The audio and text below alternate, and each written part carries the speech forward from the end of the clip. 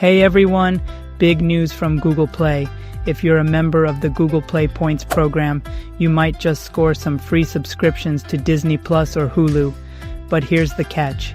You've got to be one of the top tier members to unlock this awesome perk.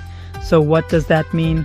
Well, if you're a Gold Plus, Platinum, or Diamond member, you can redeem your points for some seriously cool subscription options.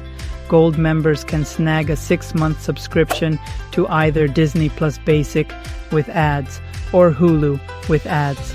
Not too shabby, right? If you're in the Platinum tier, you get a 9-month subscription, and for those Diamond members out there, you can get a whole year of Disney Plus Basic or Hulu. Now, to reach these benefits, you'll need to have accumulated at least 600 play points in a year. Unfortunately, if you're still at the bronze or silver levels, you'll miss out on this offer. But wait, there's more. This offer is available in various countries. If you're in the US, Germany, Italy, Spain, the UK, Japan, or Taiwan, you can redeem points for a Disney Plus subscription. However, Hulu is currently exclusive to PlayPoints members in the US.